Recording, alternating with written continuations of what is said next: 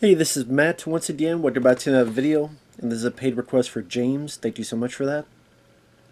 For those interested in requesting any type of videos, topics, reactions, tier lists, reviews, video game playthroughs, whatever, feel free to send it either directly to my PayPal or join my Patreon. I also do have a Cash App because people have asked about that.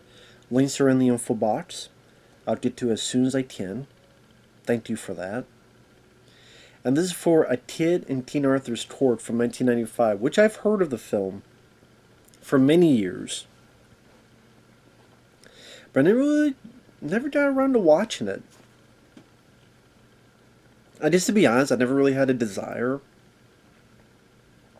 Because that story never interested me, except in Army of Darkness.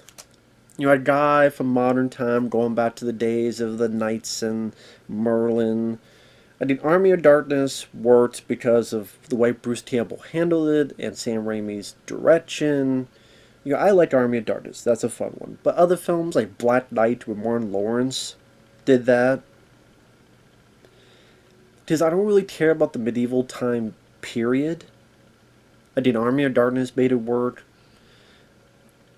But like I said, the medieval time stuff never intrigued me. And you just see what the jokes are coming a mile away. They're going to create something from modern time, but they're going to create it in the past, so it's like they invented it, and how do these people marvel at this crazy new thing that they've never seen before, and they don't use their modern sense.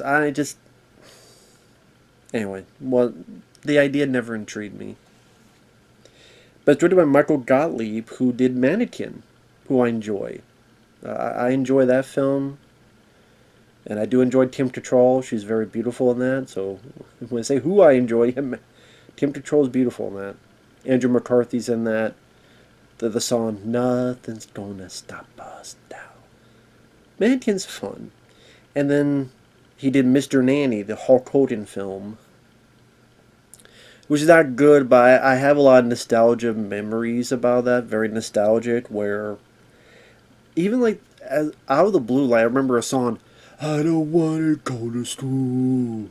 Why do I have to go to school? And then the bad guy, you muck my hair, you die.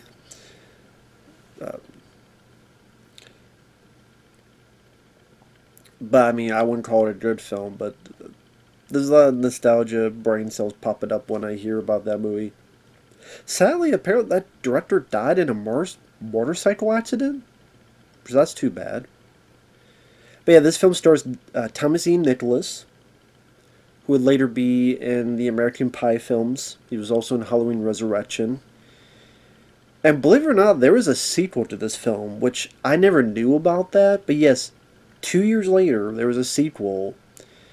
Like A Kid in Aladdin's Palace, or Aladdin. It's a direct-to-video where the same actor, Thomasine Nicholas, he goes back through time again, but to the era of Aladdin and Arabian Nights. So, go figure. So, James, I don't know if you knew about that, but if you're a gun-ho fan, there you go. There's a sequel. This film, in all honesty, I don't think was good, but I had fun in a time waster way. I'll be honest. Because for a kid's film, I think its heart was in the right place. Thomasine Nicholas, I don't think he was great because of what he was written to do, but he had a certain energy, exuberance that was kind of infectious, and maybe because I wanted to like him more, that kind of edged out to the reality of it. It was also intriguing to see some of the supporting cast. The teen is Joss Ackland, who is the bad guy in Lethal Weapon 2, the Diplomat Community. He was also the bad guy in Bill and Ted's Bogus Journey. He plays a good guy here. So it was cool to see that actor. I do like him. And to see him play a good guy was a nice change of pace. I thought he was actually trying. He He wasn't sleepwalker or anything. Also, a very young Kate Winslet and a very young Daniel Craig are in this, where they're actually in love with each other. But Kate Winslet is one of the two daughters of the king, and she's supposed to marry some other royalty, but she loves the peasant, played by Daniel Craig, a peasant who knows a bit of how to fight. Granted, I'm sure retroactively they wish they could have used Daniel Craig a lot more, and I would like to have seen a lot more of Daniel Craig, but again, he wasn't Daniel Craig, James Bond at this point, so.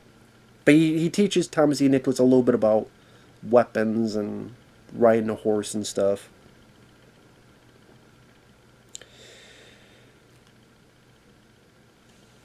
It makes you wonder what does someone like Thomas E. Nicholas think of the success. I mean, it'd be a question that'd be weird to ask because it would seem like you're making fun of the guy. But I would say, in a sincere way, is there any sense of jealousy, or is there any sense of envy? Is there any sense of what happened where you're the star of this film? The reason you got this film was because of Rookie of the Year. Rookie of the Year, directed by Daniel Stern, was kind of a little surprise hit. So of course he plays another kid with a baseball uniform. So that's why they have him in the baseball uniform. Rookie of the Year, people knew about, so have him another baseball uniform.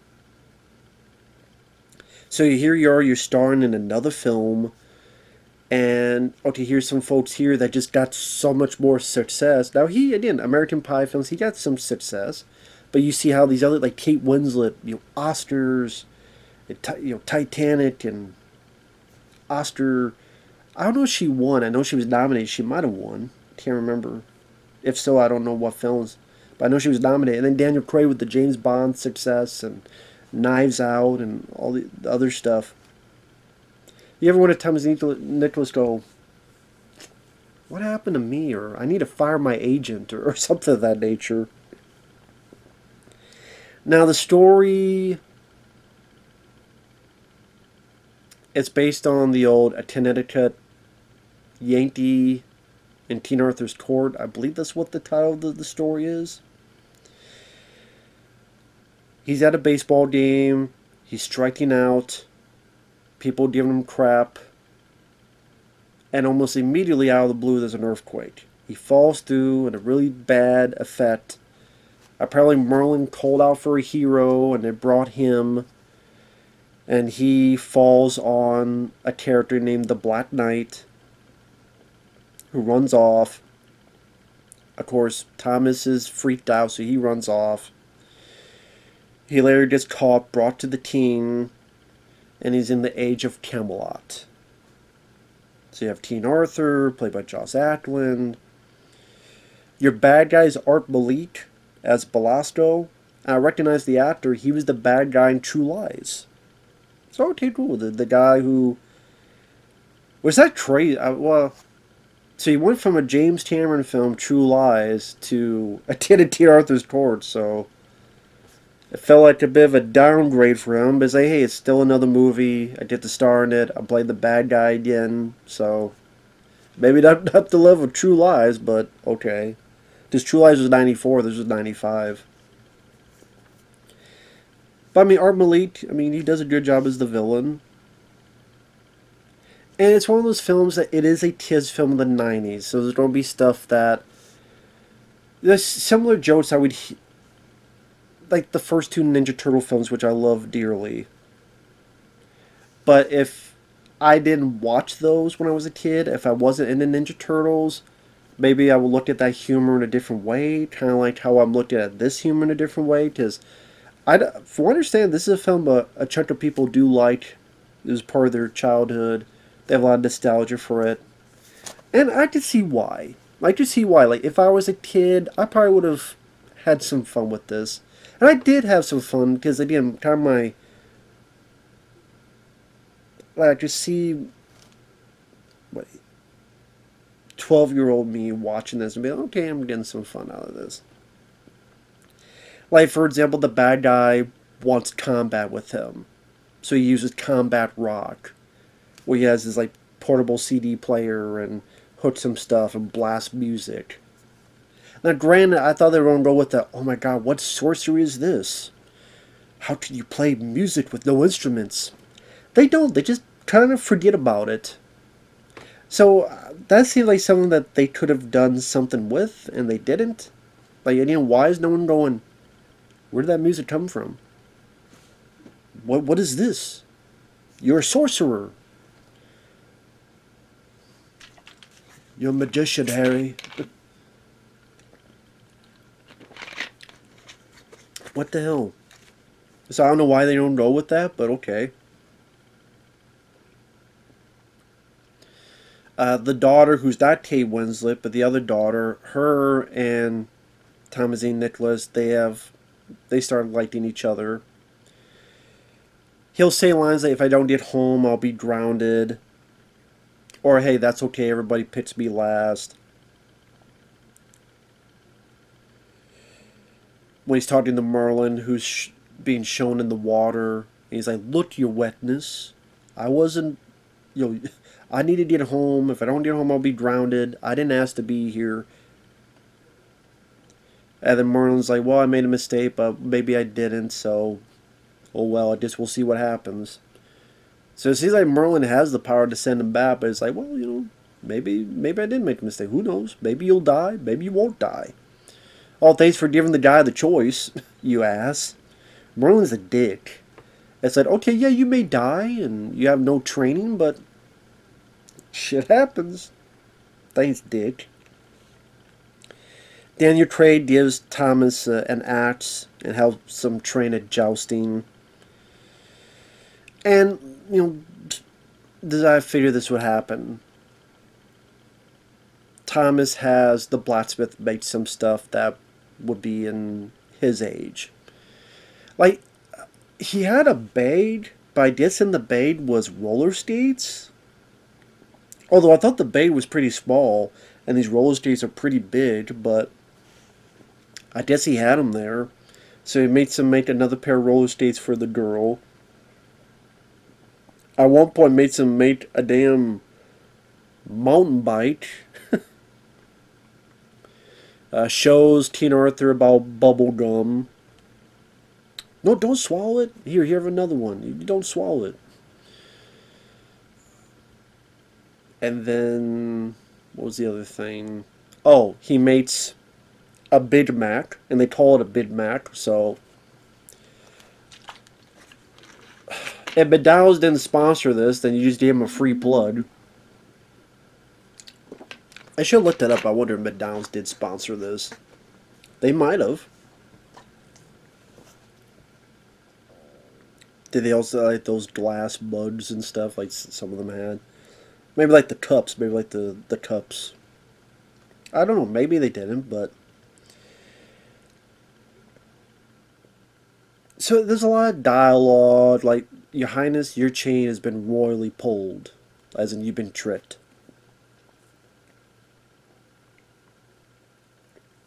So again, it's not that I was laughing with the film, but at the same time, like, these are type of jokes that did play out a lot of these kids' films back in the day.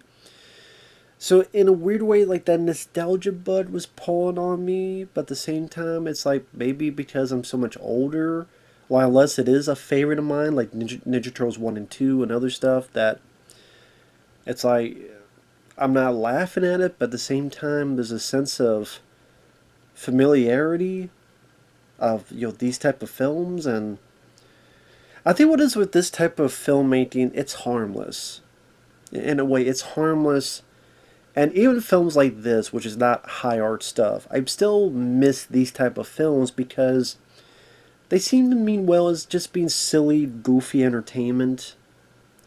There's no message and browbeating of it. There's no weird stuff where little kids are put in these weird situations that they shouldn't be because of how screwed up we are as society nowadays. It's just meant to entertain and be goofy and be silly. Now, granted, just because of that doesn't mean I won't give it the pass. Surf Ninjas, I do not like at all. And this film, I will probably never see again. But did I have a bad time watching it? No. It's a film that, again, if you miss those kind of '90s kid movies, because the supporting cast was interesting to see. Thomas E. Nicholas, like I said, his acting wasn't top notch, but uh, from what I remember, Rookie of the Year, it was better than that. But again, he was personable enough that I didn't mind him either.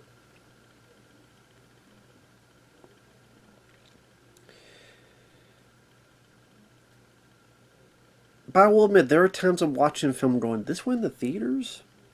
Yeah, even this film seemed like something that would go direct to video. Because there wasn't any big set pieces I remember. There's a little fight that the one daughter is kidnapped, so him and the teen have to save her, and he uses a Swiss Army knife to open up the lock. And Joss Ackland was given, Excalibur the sword, but he could barely move. Like, supposed to be him being a badass with the sword, but he could barely move, so he's like... So, like, all the people kind of have to move with him because he can barely move the damn thing. So I'm like, as much as I like Joss Ackland, maybe you could have picked a different older actor that could actually move and be impressive with it. So that scene doesn't really work for me. Thomas E. Nicholas, I think he gets like a chandelier that falls on someone and a few other stuff. So it's I think it's something you would nothing to run home about.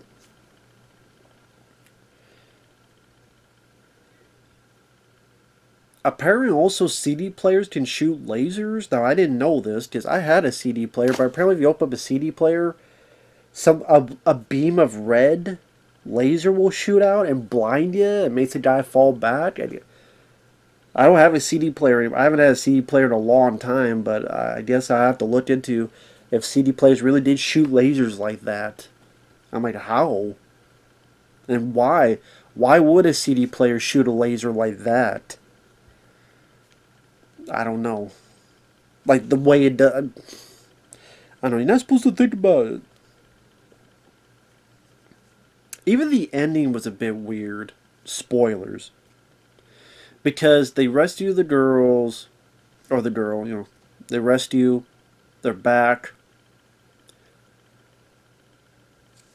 Art Malik's like, well, I'm going to be in this jousting competition. Whoever wins get Kate Winslet's hand in marriage. So people go, jousting. A lot of jousting.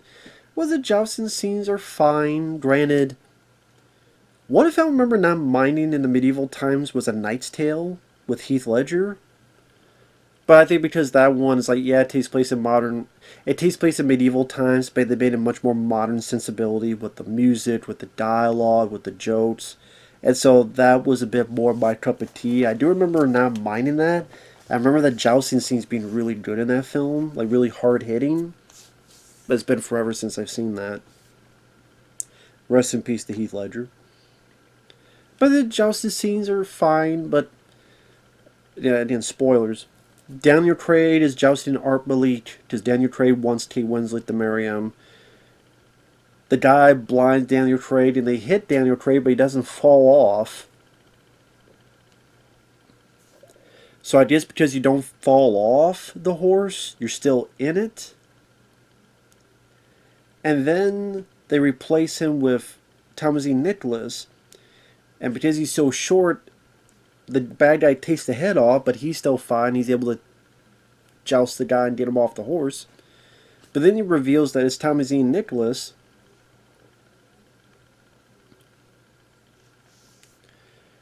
So I guess he won.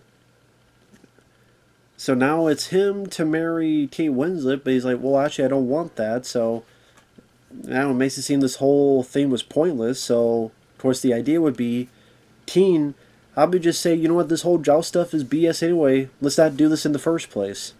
You are the teen. You just make that rule. Because at this point, Art Malik is the bad guy. You know what Art Malik did? You know how he kidnapped and did all this stuff. You tell your guards to hang him, shoot him, stab him, cut him up, put a bunch of horses around him, pull him apart. Or get the hell out of this tournament, get out of my face.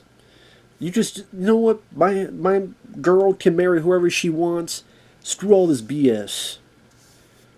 Why Joss Ackland doesn't think of this after all the stuff we dealt with and the battles and stuff, I don't know.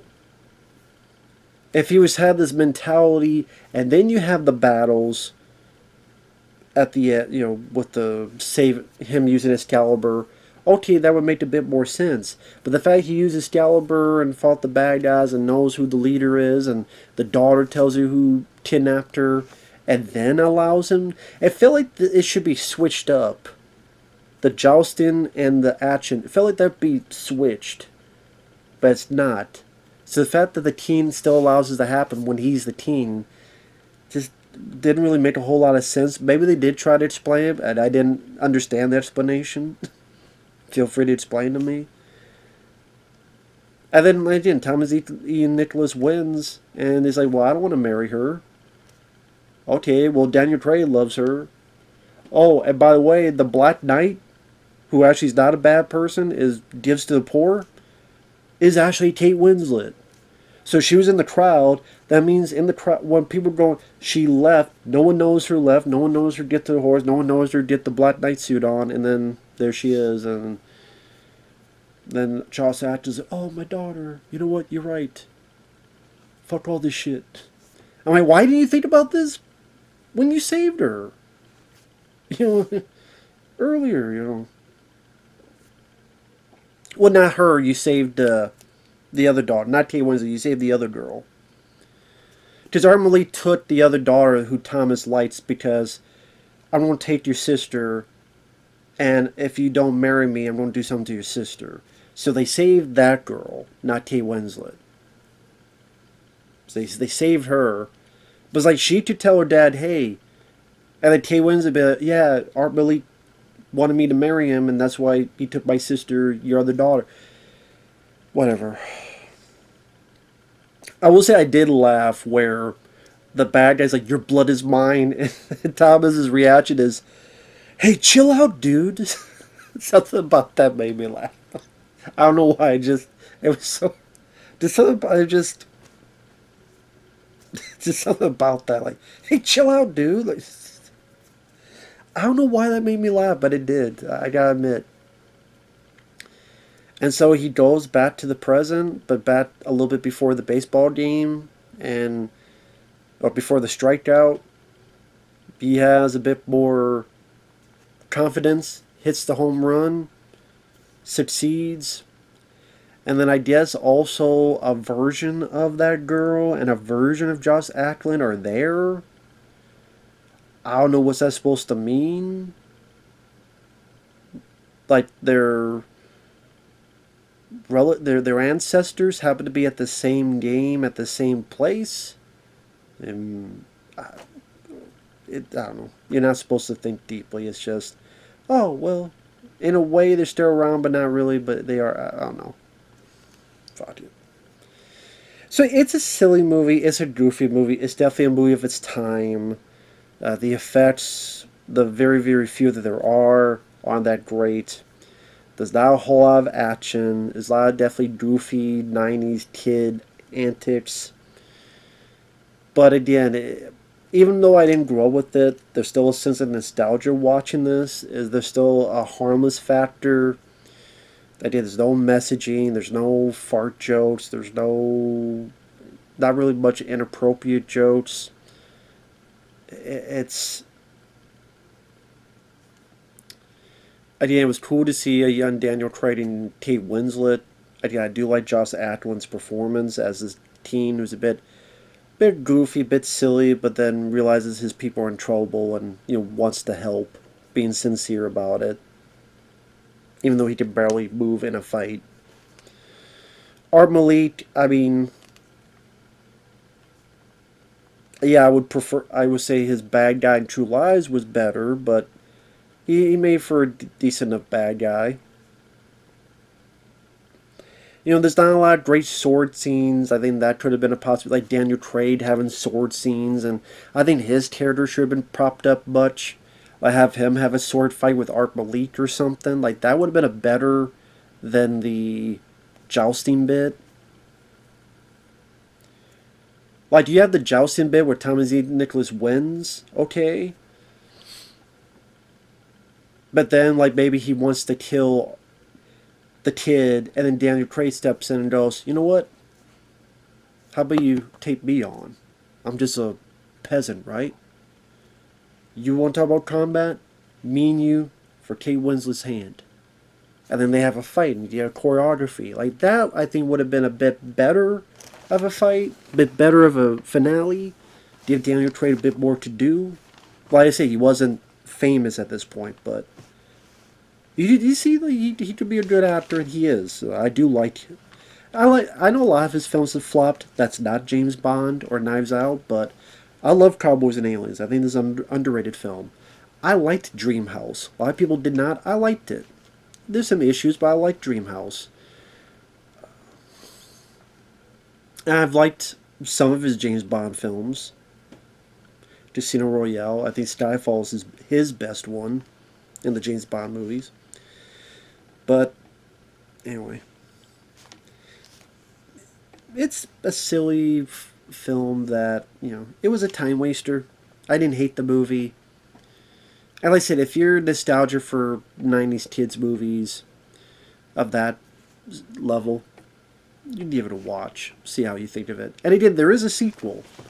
The sequel looks a lot more low budget than this, but there is a sequel, so. And I did Thomas E. Nicholas is in that one as well. So there you go. But thanks for watching. Take care, and we'll see you guys later. Bye-bye.